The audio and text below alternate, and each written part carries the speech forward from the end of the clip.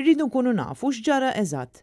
Hekk sqarret oħt Richmond Tong, ir-raġel li madwar ġimagħtejn ilu tilef ħajtu waqt li kien qed jinżamm fil-kustodja tal-pulizija fid-depow. Skont rapporti jirriżulta li l-familja Tong qed titlob lil qorti sabiex jagħtuhom aċċess għad-dokumenti u l-informazzjoni kollha li qed toħroġ mill-inkjesta maġisterjali.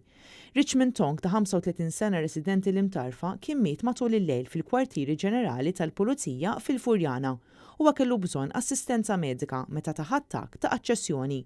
Tong kien twaqqaf aktar kmieni matul l-istess lejl mill-Pulizija tal-RIU wara li qajmilhom suspett fejn minn tfittxija li saritlu instab li kien f'possess ta' sustanza allegatament droga.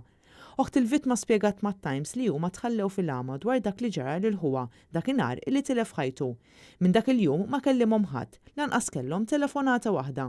Tweġġa' meta ma tkunx taf ġar eżatt saħqet oħtu f'intervista ma' The Sunday Times of Malta hekk kif qalet li huwa ma kellu ebda kundizzjoni medika. Oħtu qalet li dakinhar filgħodu ġie pulizija id-dar ta' omma biex jagħtuhom l-aħbar li Richmond kien tilef ħajtu, iżda minn dak il-jum sal-lum ma semgħu xejn aktar. Il-Partit Nazzjonalista kien sejjaħ biex immedjatament titwaqqaf inkjesta indipendenti biex jiġi stabbilit x'wassal għal din il-mewt u setax tiġi evitata. Apparti dan għandu jkun stabbilit min kien responsabbli mill-prekawzjonijiet kollha li kellhom jittieħdu sabiex tiġi mħarsa saħħet Tong waqt l-arrest tiegħu, kif ukoll biex jiġi aċċertat li ġew osservati l-protokolli u liġijiet kollha waqt dan l-arrest.